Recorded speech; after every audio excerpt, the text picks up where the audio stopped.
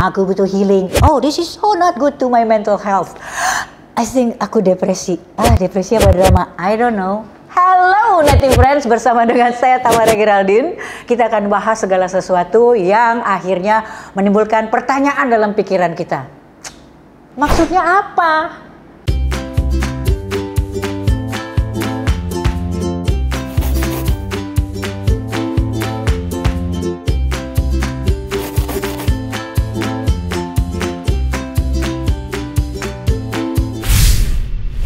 Aku butuh healing. Oh my God, aku butuh healing. I need a break. I need to go somewhere. Self healing, self healing, self healing, self healing tenaon ya. Self healing itu apaan sih? Self healing itu ya definisinya tuh begini loh. Self healing itu adalah tindakan dari seseorang atau individu yang dia lakukan dalam rangka menyembuhkan atau memulihkan dirinya. Sampai di situ udah benar. Nah, pertanyaan berikutnya kan gitu, siapa aja sih yang butuh self healing ini? Yang butuh self healing ini ya tentu saja orang-orang yang butuh disembuhkan, orang-orang yang punya luka batin, psikis. Nah, itu terjadinya kapan? Terjadinya itu di masa lalu, bukan baru sekarang. Sampai situ dulu, oke? Nah, emang perlu self healing? Itu tadi. Bener gak kita butuh self healing? Kita naik mobil nih ya, misalnya kita nih tiba-tiba naik ke atas trotoar gitu. Kita perlu ke bengkel gak sih? Kalau terjadi guncangan yang begitu hebat sama mobil kita, yang akhirnya bikin codet, atau yang akhirnya bikin agak peot-peot, ya mungkin kita butuh masukin ke bengkel. Tapi kalau cuma naik trotoar dikit, benar gak sih kita mesti ke bengkel? Nah, sekarang kita check up dulu ya, benar gak kita butuh self healing? Faktanya yang terjadi ketika kita itu nggak sungguh-sungguh tahu bahwa kita sebenarnya nggak butuh self healing, ini yang terjadi, oke ya? Gambarannya kayak gini nih, ini ada masalah nih ya. Terus kita ada di sini ya, terus kita avoiding, kita lari dari masalahnya, kita self healing. Oke, kita pergi, masalahnya tetap di sini. Habis itu kita selesai nih dengan self healing. Kita balik ke sini, kita ketemu lagi sama masalahnya. Dan itu akan terus berulang dan tetap akan ada di situ. So, why don't you do this? You go back and do the opposite way. Kita kembali ke titik di mana kita meninggalkannya dan lakukan sebaliknya. So, faktanya lagi ya, ketika kita bilang bahwa kita butuh self healing, kita sudah memberikan label pada diri kita sendiri bahwa kita adalah orang sakit. That is so not right, that is so not right. Ya, kita harus percaya bahwa kita adalah orang yang sangat teguh. Bagaimana kita bisa menandai bahwa kita itu adalah orang yang sehat? Ini adalah masalah bagaimana kita memberikan label buat diri kita sendiri. Kalau kita memberikan label buat kita adalah orang yang memang sakit dan kita butuh untuk disembuhin, jangan salahin seluruh dunia kalau mereka juga akan memperlakukan kita dengan treatment yang sama. Sebagai orang sakit yang gampang dibelokin, yang gampang didistract, gampang dibuat tawar, bahkan gampang dibuat berhenti.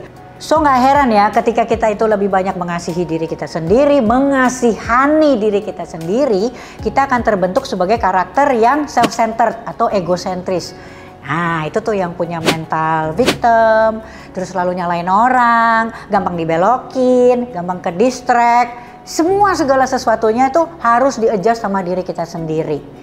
Beda sama orang yang mengerti dirinya, beda sama orang yang love themselves. Orang yang seperti itu adalah orang yang sangat mengenal dirinya, sehingga apa? Ketika dia berdiri karena dia tahu persis siapa dirinya, dia tidak akan terguncangkan dengan apapun yang terjadi di sekitarnya. So kita cek nanti ya, karakter seperti apa kita saat ini. Kita patahkan juga itu yang ada sekarang, katanya ada istilah ya, bahwa kita ini sekarang adalah generasi kebanyakan mecin, adalah katanya generasi stroberi yang katanya apa-apa serba rapuh. Kita bisa pikirkan satu hal baik ya. Cara membentuk karakter tuh kayak begini. Kita pikirkan satu hal baik, kita letakkan di kepala. Habis itu kita pikirin berulang-ulang. Sama kayak kita kalau lagi mau mikirin makanan ya. Coba nanti malam pikirin pizza. Besok pagi pikirin pizza. Siangnya pikirin pizza. Sorenya saya yakin semua akan nelpon untuk order pizza. Jadi ketika sesuatu kita taruh di pikiran, itu akan jadi tindakan. Tindakan yang kita lakukan berulang-ulang akan jadi kebiasaan. Kebiasaan yang kita pertahankan akan menjadi karakter kita.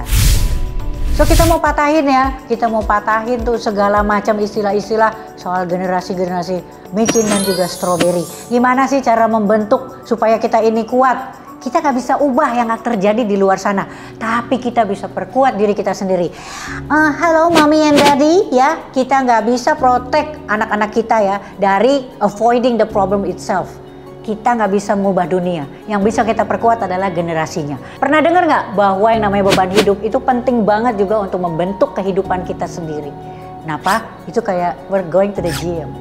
Oke, kita pergi ke gym, pasti itu yang namanya trainer itu pasti akan bilang kayak gini, Bu, habis pemanasan kita latihan angkat beban ya. Kenapa? Karena itu penting dalam membentuk otot-otot dan juga membentuk badan kita.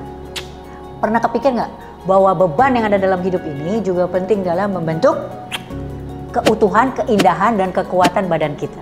Nah, itu semua akan membuat kita menjadi seorang pribadi yang kuat bertahan, gak cuma di masa sekarang tapi juga di masa depan ya. Kita utuh dan penuh sebagai manusia, gak kayak zombie, manusia separuh yang kalau jalan begini-begini. Nah, itu semua akan membuat kita jadi manusia yang bisa bertahan, gak cuma di hidup yang sekarang tapi juga kehidupan yang ada nanti di masa depan. Dan di mana-mana kita tahu bahwa hidup itu memang sulit, hidup itu memang diperkenankan oleh Tuhan untuk menjadi sulit. Tuhan itu kan seperti orang tua kita ya, sebagai Bapa kita ya, bahkan dia adalah pencipta kita semua ya, yang sangat mengenal kita. Jadi ketika dia izinkan satu masalah terjadi dalam hidup kita, itu sebenarnya juga adalah cara bagaimana dia juga ingin kita selalu nyender sama dia. Coba ya, kalau kita pikir ya, kalau kita punya masalah di rumah ya, pasti kan kita akan nyender sama orang tua kita, bukan? Itu juga salah satu cara buat kita untuk selalu hidup berdampingan dan melibatkan Tuhan dalam kehidupan kita. Coba bayangin ya, kalau kita senang-senang doang, seberapa banyak dari kita yang selalu ingat Tuhan ketika kita lagi senang-senang. Lupa kan? Tuhan itu pengen juga loh dilibatkan dalam senang-senangmu. Jadi ketika Tuhan mengizinkan kita mengalami satu ujian, itu artinya Tuhan ingin lebih dilibatkan dalam kehidupan kita sehari-hari.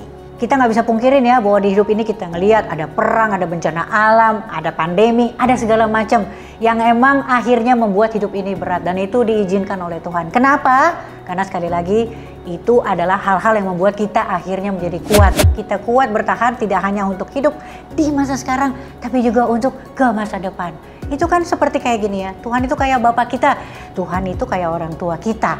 Jadi mana ada sih di dunia ini orang tua yang tidak menghajar anaknya supaya anaknya bisa tumbuh kembang sebagai pribadi yang juga kuat.